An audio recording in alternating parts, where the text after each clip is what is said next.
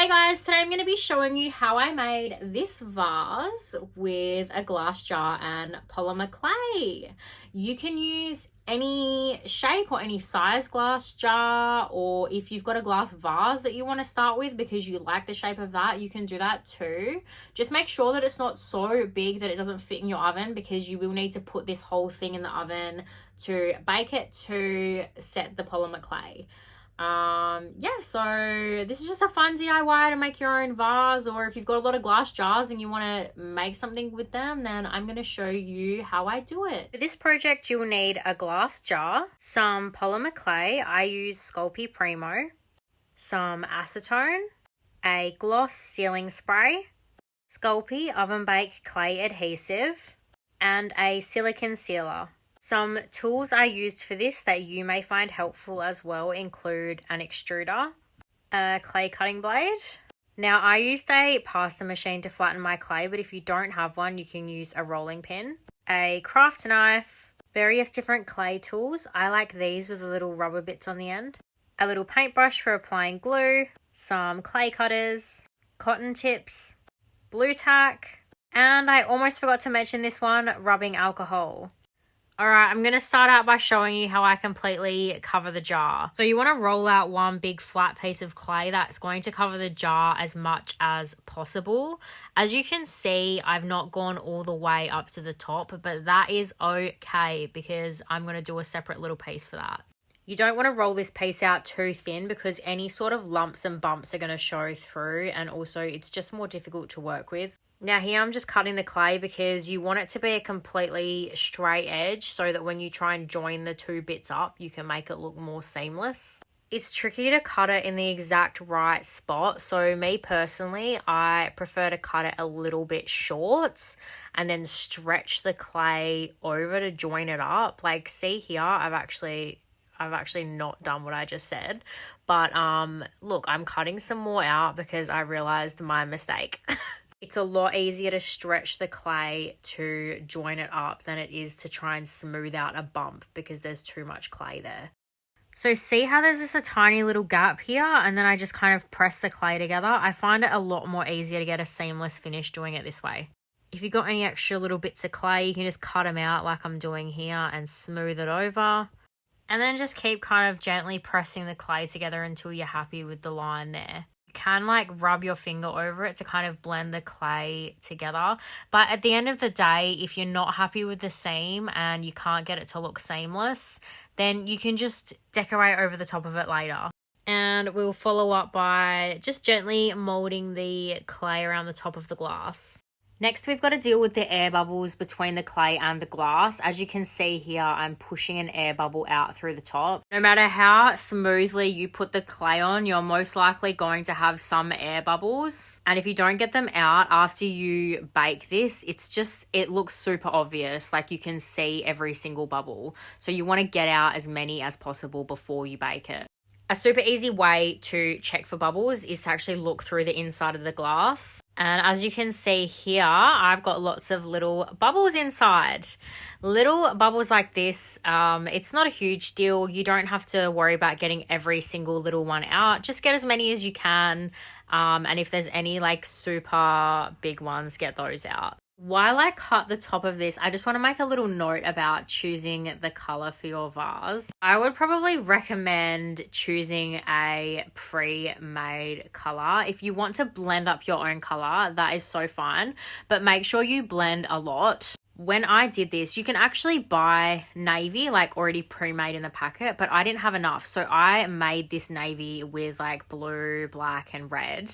But I didn't make enough, and it was really hard to make more and like get a perfect exact color match. So if you are making your own color, just make sure you make a lot.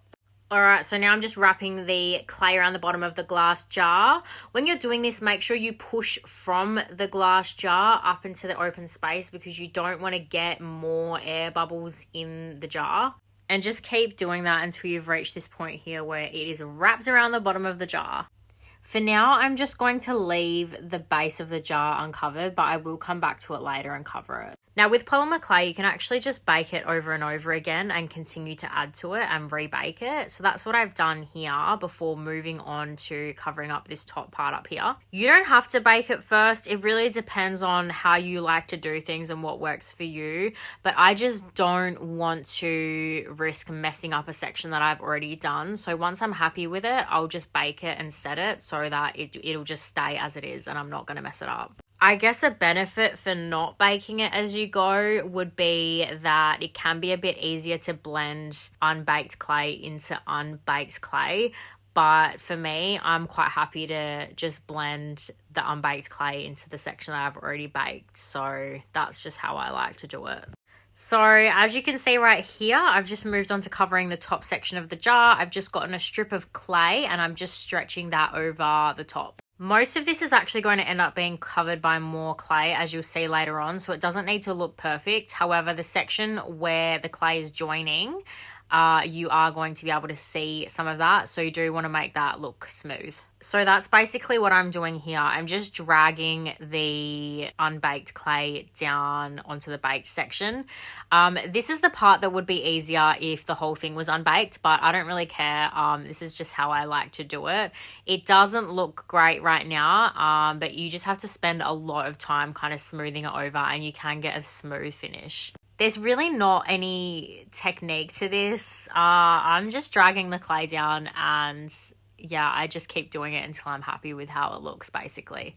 Right, so now we're doing the top. You just want to curl that around the edge and you do want to cut off the excess. I don't know what I was thinking here, trying to do it without cutting the excess off first.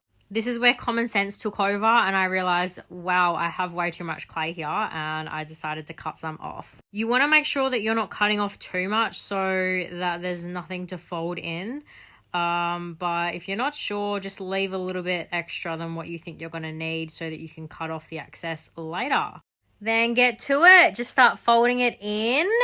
As I said, most of this is going to be covered so it doesn't need to look perfect, but you are going to see the little bit on the inside. So try and keep that bit in there neat. The part on the outside, you're not going to see that. Now it does start to get a little bit tricky at this point because you've got way too much clay to fold in. So that's why I'm making some little cuts here because I'm going to cut off some of the extra clay. So again, I folded in the excess and then that little bit of overlap, I'm going to snip that off and then I'm just going to blend the clay with my fingers so that you can't really see the cut. After that, you just want to go around the edge with a craft knife and get the line as straight and clean as possible. Once you're happy with how that looks, we're going to bake it again and then the end result should look a little something like this. Now we need to deal with the mess at the top of the vase. We want it to look more like a vase, less like a glass jar covered in clay. So this little ridge here, I want to get rid of that. All right, to do that, we're going to start by rolling out one big long piece of clay. Make it bigger than you think it needs to be because we can always cut off the excess. It needs to be thick and it needs to be able to reach around the circumference of the jar. Now take your piece of clay and wrap it around that little indented ridge that we're trying to get rid of. Basically what you want to do now is you want to squash that piece of clay so it just fills up that entire space. Press it gently. This process takes a while because the clay underneath is baked and the clay that obviously we're pressing on is unbaked. It doesn't really stick down. You could put a little bit of that Sculpey clay adhesive underneath if you wanted it to hold its place, but I don't do that. You don't really need to. It'll end up sticking on once you bake it anyway. As you can see here, because I've been squeezing the clay, I've got a lot of excess. So we're just going to cut that off and then rejoin it and fill that space. Once you're finished spreading it out, it should look a little something like this. Now, obviously, we still have way too much excess, so that is where the clay cutting knife is going to come in handy. So you just kind of want to imagine that there's a line connecting the top of the jar to like the widest point of the jar. You want to cut out every bit of clay that overflows and sticks out past that imaginary line. Just be careful with this because you can see here it does cut the baked clay as well if you're pushing on it too hard. Just be really careful. These knives are really sharp. I probably should not be cutting towards me, but that's just how I did it. Probably just cut off little pieces at a time, like what I'm doing here, just to avoid, you know, getting it stuck on a big chunk and then slipping and accidentally cutting yourself. While we do want to get this section as smooth as possible, I am again going to be putting another piece of clay over the top of this, so it does not have to be immaculate. Once you're finished doing this part, it should look a little something like this. Very messy, but we have filled in that space. Before I lay another piece of clay over it, I'm just going to rub over that area that I've just done with a bit of rubbing alcohol. The rubbing alcohol basically just eats away at the clay a little bit, so I'm using it to get a little bit more of a smoother sort of finish. Don't put too much on because, as I said, it does eat away at the clay and you don't want to end up, you know, causing a hole or like a deep ridge in your clay. I just do this because even though I am laying another piece of clay over the top, the piece of clay I put over it will be thin.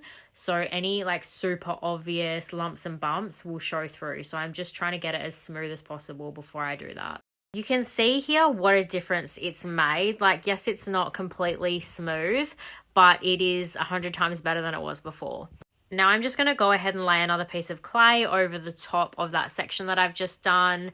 This piece of clay is a little bit thinner than the other bits that I've been working with, just because I don't want the vase to end up looking too chunky at the top. This is the last layer, so I want this to look as good as possible. Just try and blend that same with your finger like we did on the rest of the vase. Now cut off your excess before we try and blend this piece of clay in to make it look like it's all one piece. Now I'm just doing basically exactly what I did before. I'm just smoothing it down with my thumb. And as you can see, if you smooth it right, it's pretty hard to tell where the clay is connecting. Just keep doing that around the whole thing and just keep going until you're happy with the way it looks. Then bake it, and congratulations, you've done the hardest part. Your vase should look a little something like this, and we still haven't covered the bottom, but we're going to be doing that later, so do not worry. Next, we're moving on to cleaning it up with some acetone. It's a little bit similar to the rubbing alcohol in that it eats away a little bit of the clay, but the acetone's a lot stronger, so I only use it on baked clay. So this should just help getting rid of any fingerprints, any little bits of dust, and just generally sort of smooth it out a little. Don't stress if it doesn't look 100% perfect. As you can probably see on mine, there are still little lumps and bumps, but when we decorate it, we can strategically place the decorations so that you can cover up any bits that you want to hide. Now it is time to decorate. You can put absolutely anything you want on it. I'm putting flowers on mine and I'm going to show you how I did that. These are the 4 colors I use for my flowers, plus a darker green for the vines, which I'll show later on, and a beige color for the inside of the flowers. The flowers I'm doing are super chunky, so I've put the clay through the pasta machine on the thickest setting and then doubled it over. For the petals, I'm just using this teardrop shaped cutter. I don't like the sharp edge that the piece just has when I take it out, so I just use my hands to mold the piece into the shape that I like and just have like a little bit of a more rounder edge. Honestly, it's just a personal preference for the look I was going for. You don't have to do this. It would save a lot of time if you didn't, but I just like the way it looks. Also, you can very easily make these flowers without using a cutter if you don't have a cutter. I just like using a cookie cutter because then it's more consistent with the size and the shape of each piece. Now that I have my 5 petals, I'm just using this beige color here for the center of the flower. Again, you definitely don't need to use a cookie cutter for this part because as you can see, I'm just smushing it up into a ball anyway. I only use it to make sure I'm getting the exact same size piece every single time. Now just go ahead and repeat this process for all of your flowers. I made 2 flowers in each color, so a total of 8 flowers. Once you're finished with your flowers, we're going to work out the placement of the flowers on the vase. Before I start putting any flowers on there, I like to mark out where I'm going to put each flower just so that I can make sure that they're evenly spaced and that I can fit them all on. I'm just using little pieces of blue tack to mark where I'm going to put them because it doesn't leave any marks on the vase and I can move it around if I'm not happy with the placement. Just make sure if you're baking after a few flowers or after each flower that you remove the blue tack. Don't forget to take it off and do not bake the blue tack on. Now just go right ahead and start placing the flowers. I put mine on first without any sort of adhesive just to make sure that I'm really happy with the placement and happy with how it looks. Then once I'm 100% happy with it, I will go in and put some of the Sculpey clay adhesive underneath to make sure that it's really stuck on. You don't need to use the adhesive because once you bake it, it will stick on anyway. But if you don't use the adhesive, it will fall off before it's baked while you're trying to work with it. I don't know if you can tell, but I have squished my petals up a little bit because I just like a little bit more of a bulky, like more compacted look for the flower, I guess. Obviously, totally optional depending on how you like yours to look. As always, I've baked it as I've gone along. So I'll just do a couple of flowers, bake it, do a couple of flowers and bake it, just so I can lay it down flat like this and not squash the flowers on the back. All right, flowers are done. Now I will be sticking some vines on. I chose a dark green rather than a bright green because I want the flowers to stick out and I want the vines to be there, but I don't want them to be like the main feature, if that makes sense. So we've got a dark vase with dark vines on it. Now I'm using an extruder to get long strips of clay for this, but if you don't have one, you can just roll it out by hand. Now when it comes to placement of the vines, only put the clay adhesive where you're going to put the vines. Yes, it will dry clear when it's baked, but it will still be a lump. You can still see where you've put the adhesive. So if you're doing super thin vines like I am here, only put the smallest little amount of clay adhesive, just enough to hold it on. To help with the placement, you can place the vines where you want them, leave them on for a little bit, maybe just a couple of minutes, and when you take them off, you'll see a mark on the clay where you had it placed, which you can see right here. And then that shows you where to put the glue so that you can place it back down in the same spot. Just continue on adding as many vines as you like. I added quite a lot because I wanted to cover up any imperfections on the vase itself. Once I'm happy with the vines, I'm adding some leaves. I've made these in the exact same way that I made the petals for the flowers, but I just made them a little bit smaller. Once you're completely happy with the overall look of the vase, go ahead and bake it and we will move on to covering the base. Find something circular that you can use to cut the perfect size circle for the base of your vase. I just had this cup and it happened to be the perfect size, so that's what I'm going to be using. Cut out a circle of clay that is way thicker than it needs to be because we're going to be cutting it down anyway. Most glass jars have a base that dips in a little bit. We're going to be filling that dip in so that the base can be completely flat. If the base of your jar is already flat, you don't need to do this extra step. So just go ahead and place that really super thick circle on the base and squeeze it down to get out as much of the air as possible. And then we're going to be using the clay cutting knife to cut it completely flat. It's going to look quite messy after this, so you're going to cut another circle of clay, a nice little thin piece this time, and place that over the base to finish it off. Now go ahead and bake it for the final time. Next, we're just going to add a couple of finishing touches to complete the vase. If you've got any dust stuck in the clay or any fingerprints, you want to go ahead and get some acetone and clean that out with a little cotton tip. This takes a while, but I promise it is worth it because you do not want to end up with little bits of dust stuck in there permanently.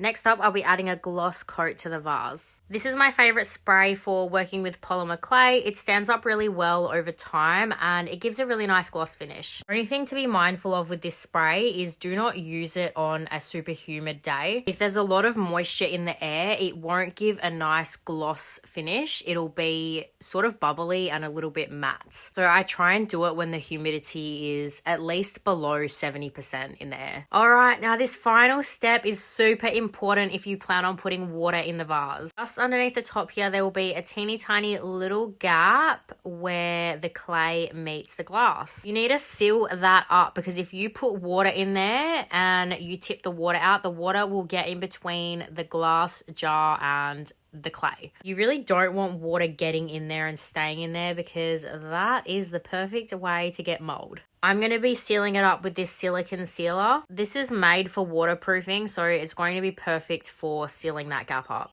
It's a little bit awkward to do because you have to get the silicone under this little ridge here, but you can just do a messy application and then tidy it up afterwards. Try not to overload it, but make sure you're putting on enough silicone to fill in that gap. So then you want to just go right ahead and start removing the excess with your finger. Just be careful not to remove too much because you do want to make sure that it's fully sealed and waterproof. After I've removed a lot of the excess, I'm going to go in with a cotton tip and tidy it up. The goal is for it to be as least visible as possible because it's not particularly nice to look at, but there just needs to be enough to seal up that gap. All right, so at the end, this is what I am left with. As you can see, it's quite close to the edge and it's not super noticeable, which is good. Leave that to cure for 72 hours if you use the same silicone as I did. And after the 72 hours, have a feel and see if there's any more gaps that you need to fill or if you've fully covered it all up. So that is it for today's tutorial. You should be left with this beautiful vase at the end. Let me know if you have any questions or any suggestions for any future tutorials. Thanks for watching.